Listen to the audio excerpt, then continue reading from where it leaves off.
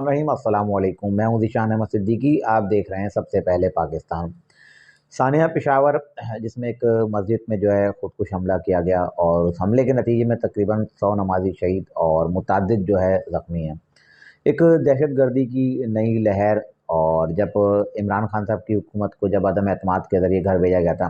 तो उस वक़्त और नए आर्मी चीफ़ की एक तैनाती हुई थी उसके बाद नवंबर में। तो उसके बाद ही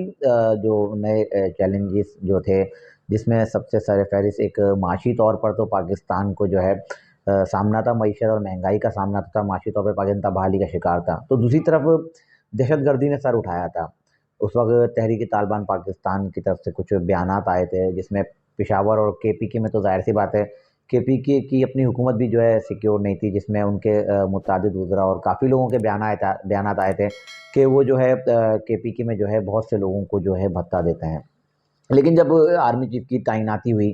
तो उस वक़्त ये चीज़ सामने आई कि तहरीक-ए-तालिबान पाकिस्तान ने फिर से कहा कि हम जो है पाकिस्तान में जो है दहशतगर्दी करेंगे। अब ये दहशतगर्दी क्यों हो रही है और इसके पसे पर्दा क्या हक़ाइक़ हैं? अगर हम पिछली हुकूमत की बात करें 2018 से 2022 तक की, तो पाकिस्तान तहरीक-ए-इंसाफ की हुकूमत थी और उस वक़्त के वज़ीर-ए-आज़म इमरान खान साहब थे।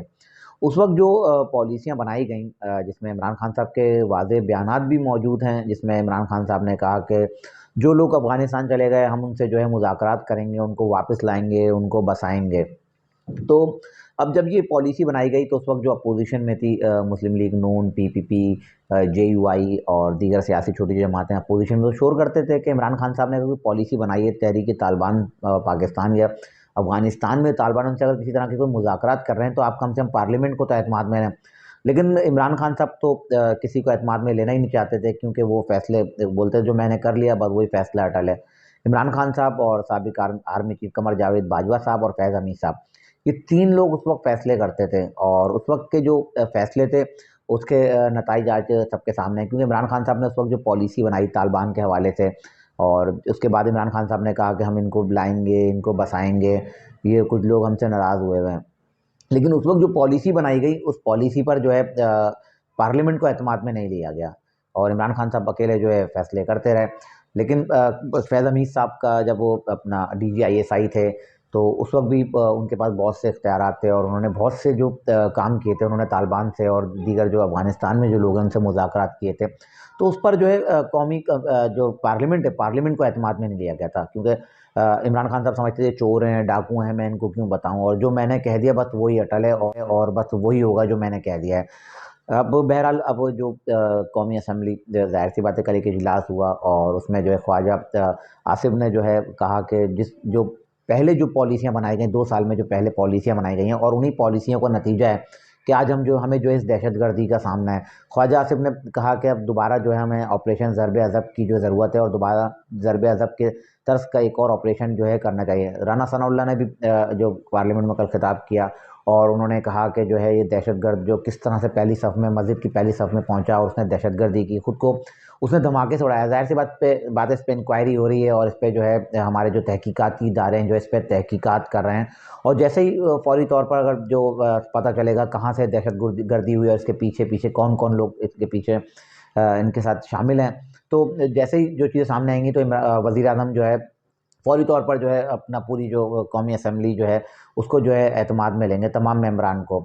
अब जो है ख्वाजा आसिफ ने एक और बात की, उन्होंने कहा कि अब जिन लोगों ने ये पहले काम किए और जिन लोगों ने ये पॉलिसियाँ बनाई, हमें ज़ाहिर-सी बात है पार्लियामेंट को एतमाद में नहीं लिया, तो अब उन लोगों के खिलाफ भी जो है फ़ौरी तौर पर जो है कार्रवाई होनी चाहिए। ज़ाहिर-सी बात है पहले कौन लोग थे, 3 लोग थे, इमरान खान साहब, कमर जावेद बाजवा साहब और फैज़ हमीद साहब। तो ये 3 लोग थे, फैज़ हमीद साहब, कमर जावेद बाजवा और इमरान खान साहब। कल कौमी असम्बली का जो इजलास हुआ है, उसमें जो है बरमला कह दिया गया है कि जो ज़िम्मेदार हैं और जिसने पहले पॉलिसियाँ बनाई हैं, उनके खिलाफ जो है अब जो उनके नाम आने चाहिए और उन्होंने जो पॉलिसी बनाई, किस कानून के तहत बनाई और कौन-कौन लोगों में शामिल था, अब उस चीज़ को जो है मंज़र-ए-आम पर लाया जाए।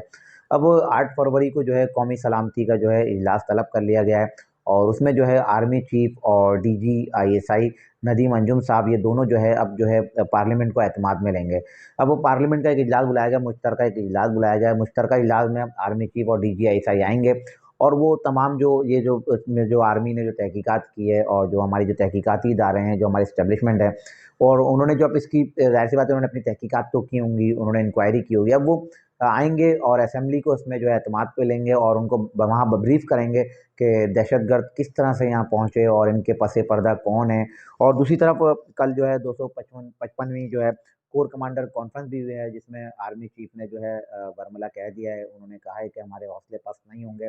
और हम दहशतगर्दों के खिलाफ जो है इसी तरह से लड़ते रहेंगे, सफ़े अव्वल में लड़ेंगे और हम दहशतगर्दी का जो है खात्मा करके दम लेंगे। कोई ये ना समझे और कोई ये ना समझे कि पाकिस्तान को जो है या पाकिस्तानी अफ़वाज को जो है किसी तरह से कमज़ोर किया जा सकता है या कमज़ोर होगी। तो ये दुश्मन अनासिर की गलतफ़हमी है। पाक फ़ौज जो है सफ़े अव्वल में पहले भी खड़ी थी और आइंदा भी खड़ी रहेगी और हम जो मुल्क दुश्मन अनासिर हैं, उनको किसी सूरत भी हम जो है नहीं छोड़ेंगे। अब अगर हम इमरान खान साहब की बात करें या पिछले दौर की बात करें, पिछले दौरे हुकूमत में अगर 2008 से लेके 2013 तक की बात करें, तो उस वक़्त पाकिस्तान तहरीक-ए-इंसाफ की सॉरी पाकिस्तान पीपल्स पार्टी की हुकूमत थी और पाकिस्तान पीपल्स पार्टी की हुकूमत जब 2008 से 2013 तक थी, तो उस वक़्त भी तालिबान के खिलाफ और पाकिस्तान ज़ाहिर-सी बात है एक दहशतगर्दी की लपेट में था उस वक़्त भी। तो उस वक़्त सवात मालाकंड ऑपरेशन शुरू किया गया था पाकिस्तान पीपल्स पार्टी ने ज़ाहिर-सी बात है एक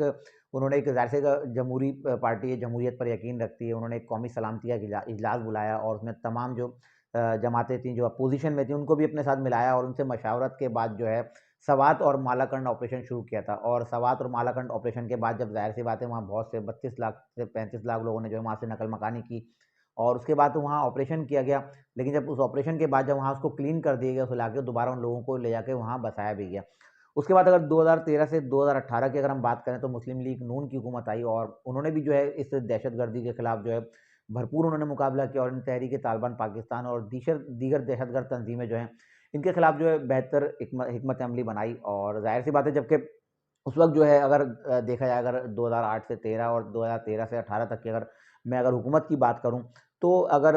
एस्टेब्लिशमेंट को देखें, आर्मी को देखें, अदलिया को देखें और इस हुकूमत को देखें, तो ये एक पेज पर नहीं थे। लेकिन इमरान खान साहब की एक वाहिद हुकूमत थी जो तीनों लोग जो है एक पेज पर थे। अगर इमरान खान साहब की हुकूमत की बात करें, हम अदलिया की बात करें और पाक फ़ौज की बात करें, तीनों जो है एक ही पेज पर थे। और उसके बाद भी इमरान खान साहब को जो है बेहतर पॉलिसी नहीं बना सके और बेहतर हिकमत अमली नहीं बना सके क्योंकि इमरान खान साहब तो समझते थे कि मैं अकेला हूँ और मैं अकेला ही फ़ैसला करूँगा। एक आर्मी चीफ़ को एतमाद में ले लेते थे या फैज़ हमीद साहब जो उनके करीबी साथी हैं, उनको एतमाद में ले लेते और उसका फ़ैसला वो सादिर कर देते थे। लेकिन अगर 2008 से 13 और 13 से 18 की बात करें तो पाकिस्तान में जो है अमन-ओ-अमान आया था। लेकिन अब 18 से और 2022 तक मुल्क में जो है एक हालात ख़राब हुए हैं। अगर उस दौरान नहीं हुए लेकिन इमरान खान साहब ज़ाहिर-सी बात है जो उनसे जो भी मुज़ाकरात कर रहे हैं तहरीक-ए-तालिबान पाकिस्तान से या अफ़गानिस्तान में जो तालिबान है उनसे, इमरान खान साहब ने उसमें जो है पार्लियामेंट को एतमाद में नहीं लिया और इमरान खान साहब ने उनसे क्या मुज़ाकरात किए, कैसे मुज़ाकरात किए, कौन-कौन लोग शामिल थे, उन्होंने अब तक पार्लियामेंट को एतमाद में नहीं लिया। लेकिन अब ज़ाहिर-सी बात है इमरान खान साहब की हुकूमत नहीं है और पीडीएम की जो हुकूमत है, अब वो वहाँ से जो है सवाल उठना शुरू हो गए हैं और उन्होंने जो है अब कह दिया है कि अब जो इस वक़्त के मौजूदा आर्मी चीफ़ और डीजी आईएसआई आएँ और पार्लियामेंट को एतमाद में लें, पार्लियामेंट को बताएँ कि ये जो दहशतगर्दी अब शुरू हुई है, किस तरह से दहशतगर्द पाकिस्तान में आ रहे हैं और पाकिस्तान में आकर जो है, इस तरह से जो है मस्जिदों को और मासूम शहरियों को जो है निशाना बना रहे हैं। यकीनन अब जो है ये कोर कमांडर कॉन्फ्रेंस के बाद अब जब ये कौमी सलामती का जब इजलास होगा, तो इसमें जब आर्मी चीफ और डीजीआईएसआई जब पार्लियामेंट को जब ब्रीफ करेंगे तो ज़ाहिर-सी बात है उसके बाद जो है पार्लियामेंट जो है फिर अवाम को जो है ब्रीफ करेगी और अवाम को जो है बताया जाएगा कि ये जो दहशतगर्दी हो रही है इसके पस पर्दा कौन है और तहरीक-ए-तालिबान पाकिस्तान के जो अज़ाइम क्या हैं और वो पाकिस्तान में जो है किस तरह से पाकिस्तान और पाकिस्तान की साख को जो है नुकसान पहुँचाना चाहते हैं।